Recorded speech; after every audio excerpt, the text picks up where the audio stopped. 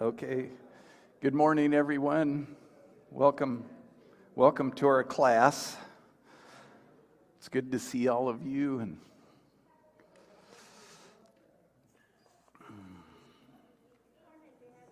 good morning. Okay, I think I'm all put together here. We're continuing our class that I've been teaching where we compare the Christian faith to naturalism.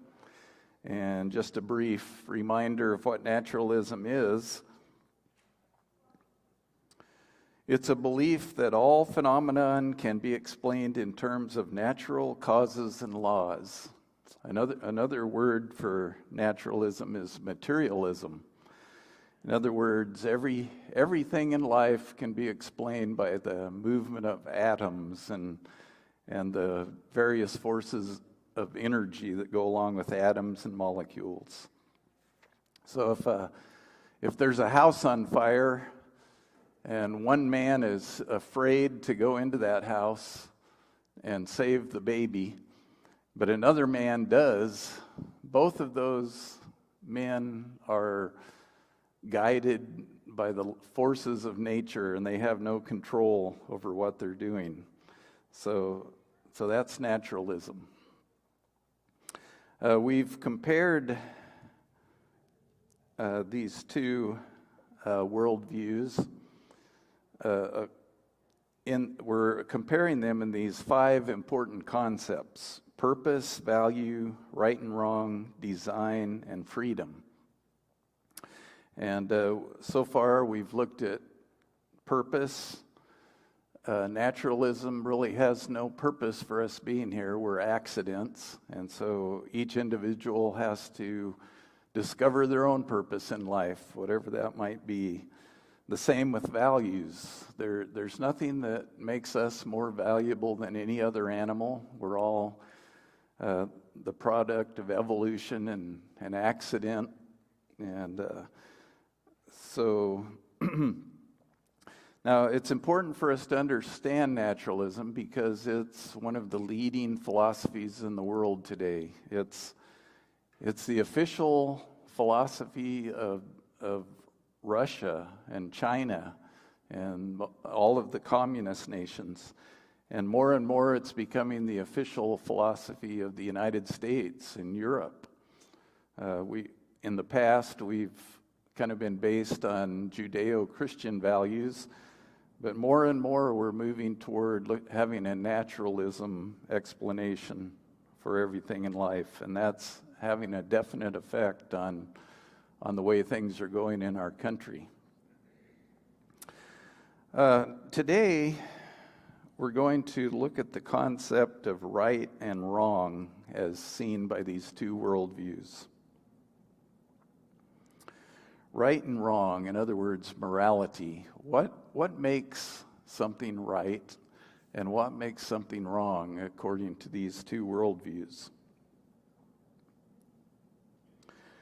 How does the philosophy of naturalism determine what is right and wrong, good and evil? When I was 18, I remember clearly I had this moment when it occurred to me, what would life be all about if evolution really is true? What if there isn't a God? And what if evolution is true? And immediately I felt that there would be no right and wrong. We would just be accidents, and whatever we did would just be up to us. There wouldn't be any accountability or right and wrong. And so ever since then, I've been studying this. I want to understand how people who have this worldview determine what is right and wrong. It's just been very interesting to me. And I've mentioned before in classes that years ago I went to an atheist meeting. John and I actually went to an atheist meeting together along with Mike Soto. And I went back 2 other times after that. And I've mentioned this before, but I wrote it down, my experience in my second meeting with these people, and it kind of gives insight into the way they think. I'm going to read my account of that. Probably be better than if I just tried to stumble over it. A number of years ago, I attended an atheist meeting near my home in Portland, Oregon. They were a group of roughly 25 to 30 people that met each Tuesday night in a small, old, glass-fronted retail shop to hear lectures on the superiority of atheism over religion. They were a friendly group, making me feel welcome, and the atmosphere was similar to that of many small churches that I had visited in the past. They even passed a collection plate at one point. The leader of the group, whom I will call Dr. Stevens, was a man in his 80s, whom I had earlier seen participating in a Christian-atheist debate at a small college in the city.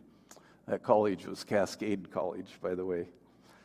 He was a powerful debater, thundering out his objections to the Christian faith, making his opponents look rather weak. And even though I disagree with his views, I had to admit that he made the most compelling case at that event. Dr. Stevens introduced himself to me and inquired about my motivation for attending their meeting. I said that I was a Christian who had questions about the atheist worldview, and that I wanted to hear their answers firsthand instead of only reading about them. He graciously offered to let me ask my questions at the beginning of the session. Standing up front behind the lectern, Dr. Stevens welcomed everyone and informed them that they were in for a special treat. Tonight, he said, smiling, we have a Christian visiting us, and he would like to ask us some questions. I think this will be a lot of fun. Feeling somewhat apprehensive after that introduction, I swallowed and decided to just jump in. Many Christians are curious, I said, about how atheists determine what makes some actions right and some actions wrong. Does the majority decide for everyone what is right and what is wrong? Everyone in the room began shaking their heads and murmuring no. Does some select group of people decide for everyone else what is right and wrong? Again, everyone shook their heads and said no. Well, does one individual decide for everyone what is right and what is wrong? They again answered in the negative with louder voices and vigorous shaking of the heads. Then, does each individual decide for himself what is right and what is wrong? They again answered no, but by their expressions, tone of voice, and growing restlessness, I could see that the group was getting irritated. At that point, Dr. Stevens jumped up and said that it was time to get on with a regularly scheduled class, leaving me disappointed because I had yet to learn how they determined right from wrong. When the class ended, Dr. Stevens told me sternly that I was there only to cause trouble and that he didn't want me to ever come back. So I really wasn't there to irritate them or to cause trouble. I wanted to really understand how they arrived at the idea of what is right and wrong. Well, I later went to a humanist meeting, and humanists are atheists, and they have the Humanist Manifesto, which is based on naturalism that they live their lives by. And I asked them these same questions, and they said they didn't know how they determined what was right and wrong. So I was disappointed there too. So I've done further reading, and some of you may have heard of Sam Harris. He's one of the leading atheists in the world today, and he's written books on this subject. And so I listened to a debate that he had with Craig, forgot the guy's first name, a Christian guy that had a debate with him, and they debated this very issue. Is there a foundation for morality if God does not exist? And Sam Harris basically says that we should do what brings the most happiness to the most people. And he bases his whole moral argument upon that. But that in itself is a moral statement. He believes that the good is to do what makes the most people happy. What if you don't agree with that? Can he say they're wrong? And I haven't found any way that they can. Well, what does the Bible say about determining what is right and what is wrong? Let's look at a few scriptures. Proverbs 3:5-8. Trust in the Lord with all your heart and lean not on your own understanding. In all your ways acknowledge him, and he will make your paths straight. Do not be wise in your own eyes. Fear the Lord and shun evil. This will bring health to your body and nourishment to your bones. What does this passage tell us about right and wrong and our relationship to it? Ben? I would say that God knows what's best for us, and that by following him, we will understand how to do best for others. Okay. Yes, one of the main points of this passage is that God knows better than we do what is right and what is wrong. And he's not just trying to destroy our fun in life, is he? It says that if you fear the Lord and follow his ways, it's going to bring health to your body and nourishment to your bones. So what this passage, Larry, go ahead. There's another scripture, too, that says man is not capable of making the right determinations in his own eyes. Okay. Not within men directed ways, I believe is the quotation that I'm looking for here. And I think that we have to realize that the decisions we make can't necessarily be right. Okay. Based on our own judgment. They have to be based on the Bible or the Word of God. Okay, this makes us humble. We have to realize that we're not equipped to know the things we need to know. And the verse that Larry just referenced is my next verse. Jeremiah 10:23-24. I know, O Lord, that a man's life is not his own. It is not for man to direct his steps. Correct me, Lord, but only with justice, not in your anger, lest you reduce me to nothing. So Jeremiah is having a humble attitude. He realizes that he's not smart enough to direct his own steps and that he needs the Lord. And he even asks the Lord to correct him when he makes a mistake. Ben? There's an interesting thing in naturalism that doesn't take into account of how laws are created. At least with the Lord, we know all the laws that create everything that we do. Why fire burns, why the sky is blue, why the universe does what it does, is because God set the laws, which makes this statement even more crucial in the fact that he knows how we should direct our lives. And as children, we have to learn that. Mm-hmm. I think of the book Lord of the Flies, Mm-hmm. which is basically children got stranded on an island, and they divided into two groups. One that wanted to be wholesome and good, hold to teachings that were good, and the other one became very vile, almost predatory. And Okay. this is the idea. I mean, that's what the book was about, was comparing these two extremes. Without someone to guide us, we don't grow up well. And it's been shown time and again. The flood is one of the bigger ones that shows just how drastically humankind That's right. When we move away from the Lord, it has bad consequences. Another scripture that we're very familiar with is Psalm 23. The Lord is my shepherd, I shall not want. He makes me lie down in green pastures. He leads me beside quiet waters. He restores my soul.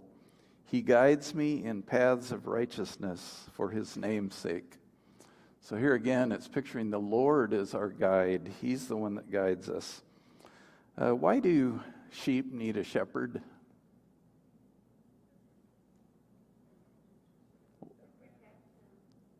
What? To protect them. Sheep aren't very smart. And if you just turned a bunch of sheep out into the wilderness, they would soon become coyote food, and they would have a bad time. Well, he's comparing us to sheep. We don't know which way we need to go entirely, and we need God's guidance. Another important verse is Romans 7:7. What shall we say then? Is the law sin? Certainly not. Indeed, I would not have known what sin was except through the law. For I would have not have known what coveting really was if the law had not said, do not covet.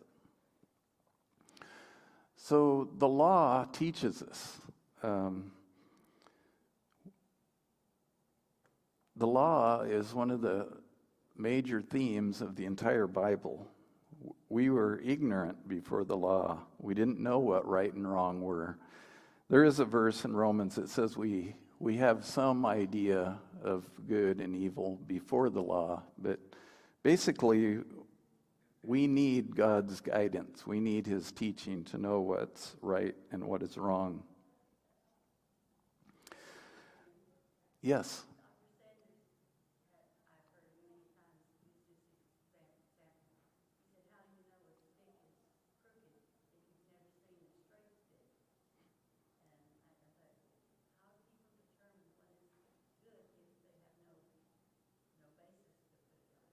We need a reference to tell us. So Judy's saying, how do we know that a stick is crooked unless we have a straight one to compare it to? So God is the one who teaches us what right and wrong is.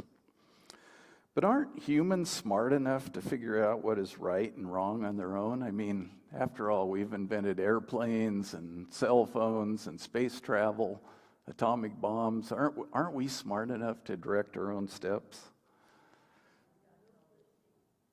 Okay. Yes. I thought I saw somebody raise their hand. Oh, Bob?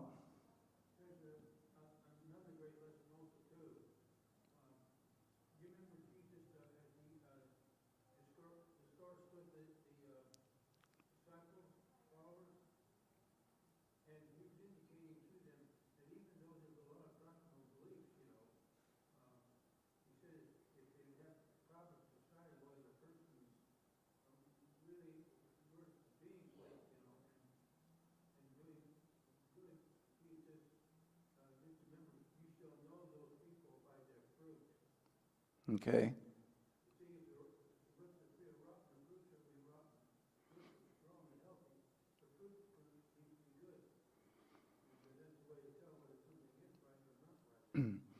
So we know, Bob is saying we know people by their fruits, and but we have to have a standard to see if those fruits are right and wrong.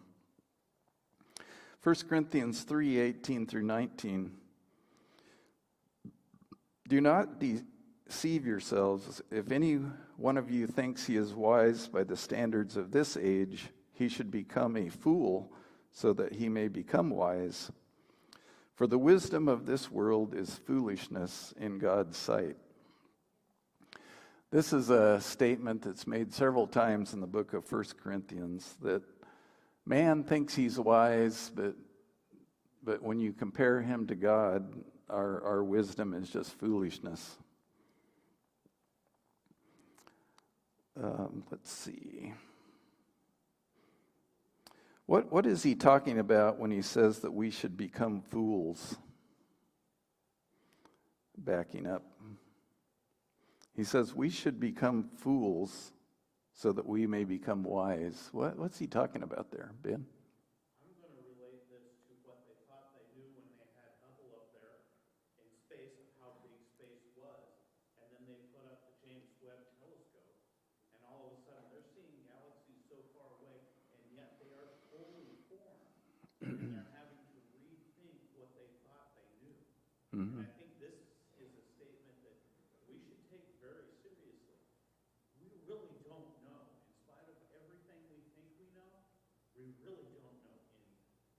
Right. And that's what we think is being wise. We'll see what we can all do. It's not about what we can do. It's about what God has already done that we haven't even begun to see. Okay. Yes? Oh, thought I saw that. Yes.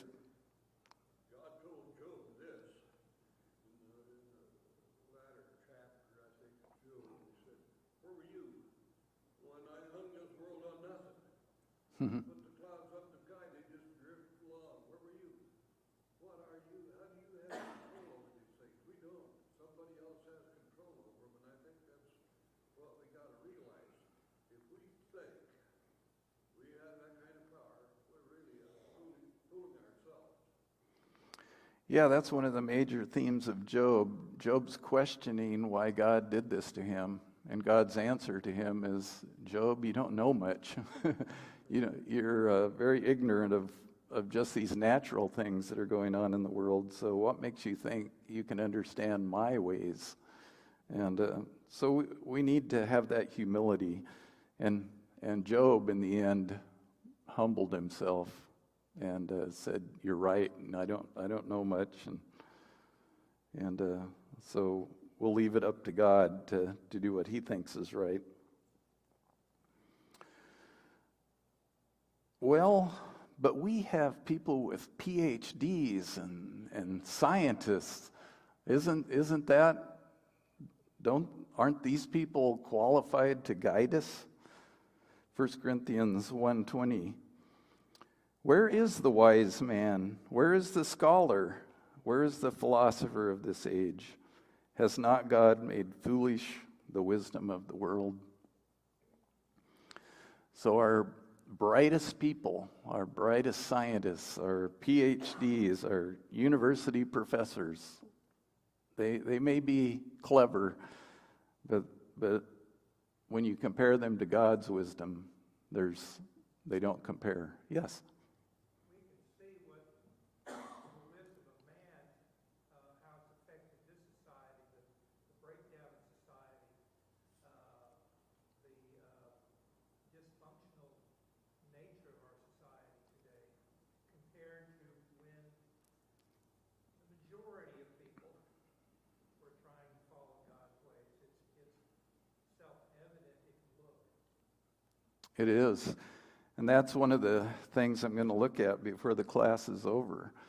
As we gradually move away from the Christian worldview to the naturalism worldview, what have been the effects on our nation? And they're pretty evident. Yes?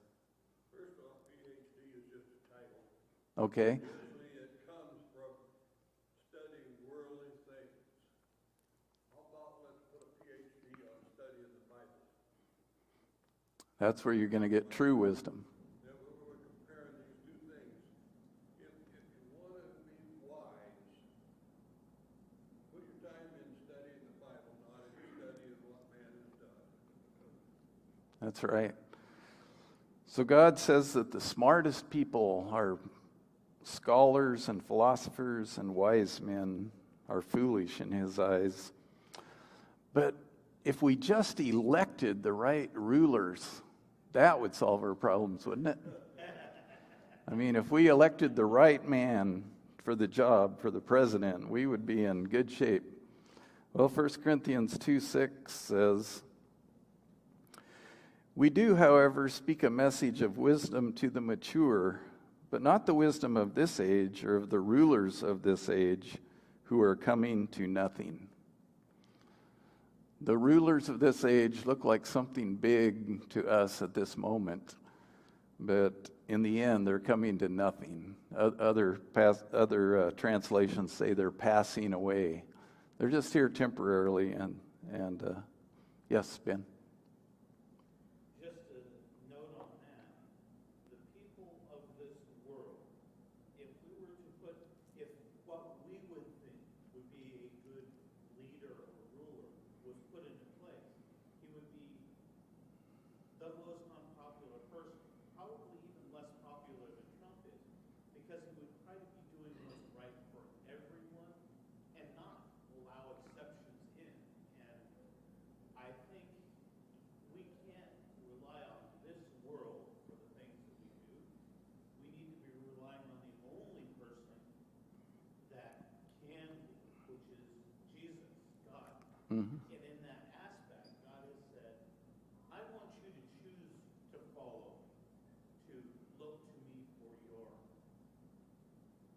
ways of life, the following of what is right by God's standards and not doing what's wrong that goes against it. And that's a difficult thing to do. It's hard to hold that. Mm-hmm. We struggle to do it all the time. I think we need to vote, with an informed view. We need to try to pick people who are following the standards that God has given to us. But we're never going to have perfect rulers. And, what makes us inadequate to determine right and wrong for ourselves? The Bible has some things to say about what makes us unqualified to make these decisions. Okay. Yeah, people are guided by their feelings, which change from day to day, and emotions are not a stable foundation. Psalm 139, 1-6. O Lord, you have searched me, and you know me. You know when I sit and when I rise.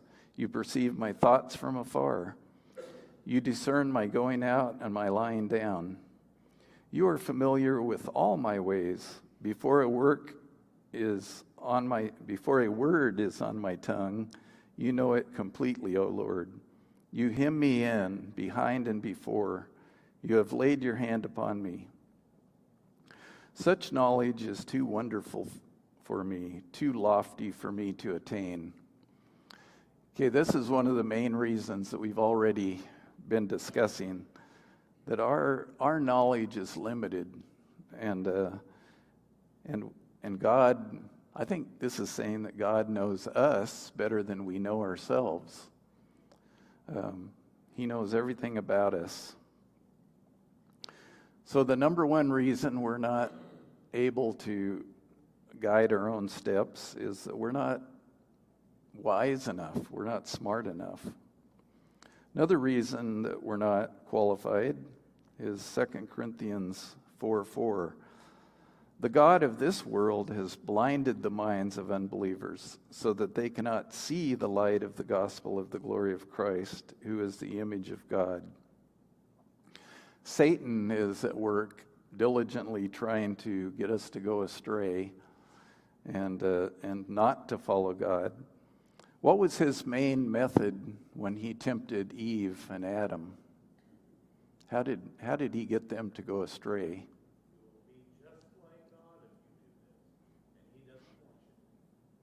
Okay. I mean, that's essentially what he said.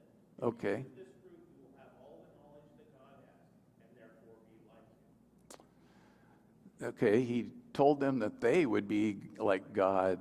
People want to be gods today. But what else did he tell them about God?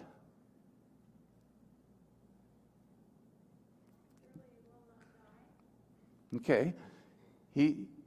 God told them that if they ate of that fruit, they would die. Satan told them, no, you're not going to die if you eat that fruit. So Satan's method was to get people to believe that God wasn't telling them the truth. And that's one of his major methods today. And he does that in different ways. Some people just flat out reject the Bible as being untrue. Some people try to remain Christians while discounting much of the Bible. Things they don't like, they said God didn't really say that. Some man just added that. So Satan is still teaching us that what God told us isn't true. Okay, and we're going to get to the section that our brother was bringing up over here about what effect this is having on the world around us. What are the results of humans deciding for themselves what is right and what is wrong? Well, let's start in Isaiah 5, verses 20 through 24. Woe to those who call evil good and good evil, who put darkness for light and light for darkness, who put bitter for sweet and sweet for bitter. Woe to those who are wise in their own eyes and clever in their own sight. Woe to those who are heroes at drinking wine and champions at mixing drinks, who acquit the guilty for a bribe, but deny justice to the innocent. Therefore, as tongues of fire lick up straw, and as grass sinks down into the flames, so their roots will decay and their flowers blow away like dust. For they have rejected the law of the Lord Almighty and spurned the word of the Holy One of Israel. Okay, all of these different forms of evil that he mentioned came about because they've rejected the law of God and spurned the word of God. Let's go back to the beginning of this. Woe to those who call evil good and good evil. Is that happening in the world today? Okay, we can think of a lot of examples of the world as saying that good is evil and evil is good. One example that I was thinking of was you're all aware that men are competing in women's sports. Full-grown, fully developed men say that they're women, and they're competing in swimming and bicycle racing, and they're setting records. They're beating the women. The schools have even said that they're to shower with the women. And if the women complain and say they don't like that, they're the evil ones. They're the ones that have to be sent for psychological counseling because they don't know what's right. So that's one example of the world being turned upside down in the days that we're living in. And that's so recent. That's just started happening in the last very few short years. Yes?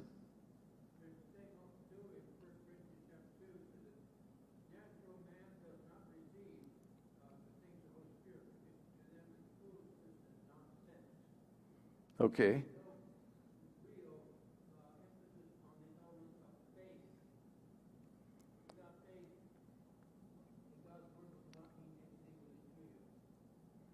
That's right.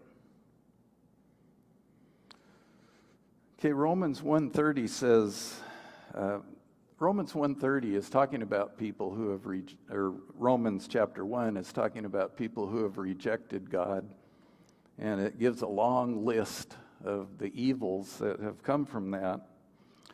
And one that caught my eye is Romans 1:30. It says, they invent ways of doing evil. Are people inventing new ways of doing evil today? I am afraid for our children because they are being attacked in many ways. And one of those is that our government approves of adults telling little boys that they're really little girls and that they should start taking these harsh drugs that change their bodies, that stop them from developing. And then they steer them into getting surgeries that mutilate them and cause them to never be able to have children when they grow up. I think that's a new invented way of doing evil in our time. That's never happened before until recently. So this is an example of people inventing ways of doing evil. And I think we as Christians need to stand up and be heard on these subjects. We can't just sit back and be quiet and let these things happen. People are afraid that they're going to get sued, that they're going to get criticized, that someone's going to call them names, and that may be, but we have to stand up for what's right and protect our children.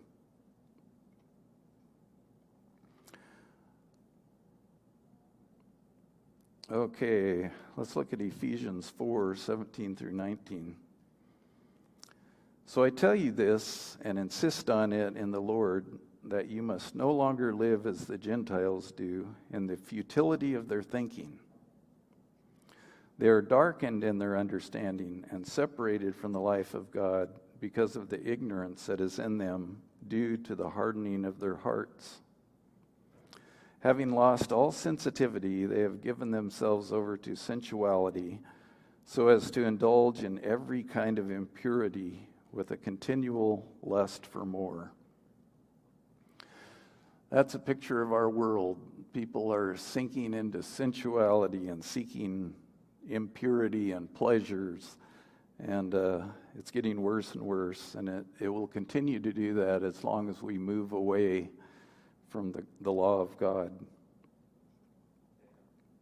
Yes? I was going to say, this is, if we look at it as a form of drug, because drug addicts, they get that high for a short period, and when it's gone, they have to have more in order to keep it going. It destroys all sense of what is real versus what they feel. Mm-hmm.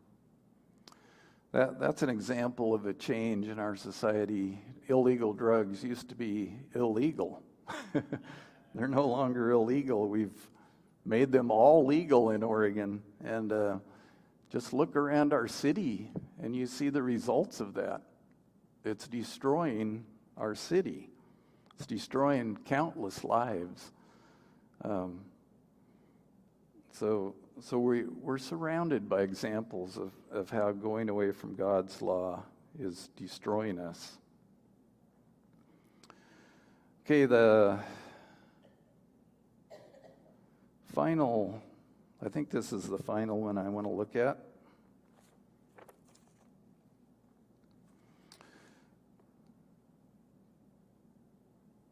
Ephesians 4:13 through 14. Until we all reach unity in the faith and in the knowledge of the Son of God and become mature, attaining to the whole measure of the fullness of Christ. Then we will no longer be infants tossed back and forth by the waves and blown here and there by every wind of teaching and by the cunning and craftiness of men and their deceitful scheming. I like this analogy of waves and wind. What is he telling us about waves and wind? What's the difference between a ship on the ocean and a house?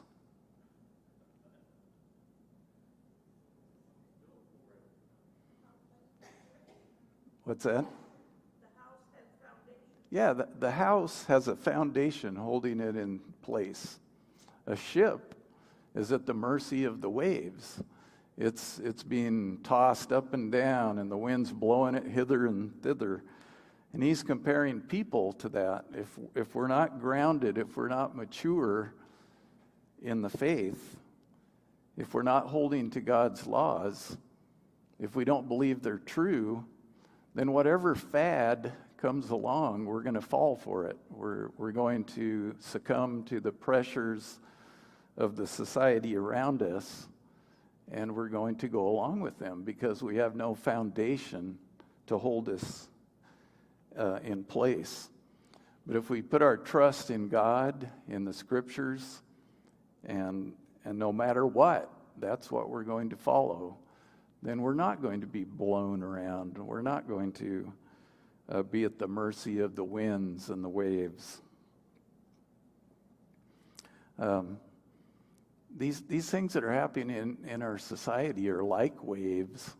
I read about a little girl who had all these friends in junior high, and a few years ago when this LGBTQ thing became a wave and a phenomenon, she came home one day and said, "Mom, all my friends are suddenly some form of this LGBTQ." That is a wave of popularity that's tossing them to and fro, and we need to stand up. We need to say that's not right, and we need to be strong in our convictions.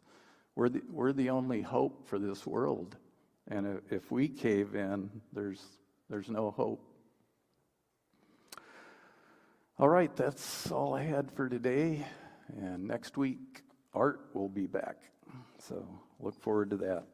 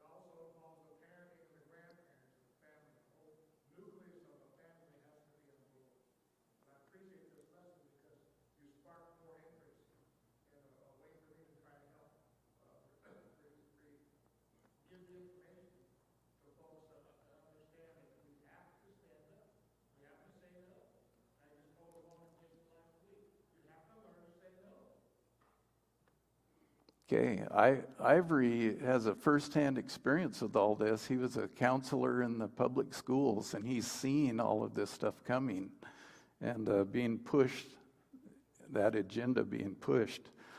And I know several school teachers who are quitting, Christian school teachers are quitting the public school system because of what's happening right now. Cindy Skinner retired early because of what was being pushed on the children. Who's the guy out at Metro? Rob Rimler is struggling to stay in his job because of what they're forcing him to do in the classes. Other people I've heard, Kevin Kreider retired early. He worked in the school district and was being put under pressure to do things that he knew were wrong, and so he retired early. So this is something that's really happening, and we need to be aware of it, and we need to be strong. Thank you, Ivory.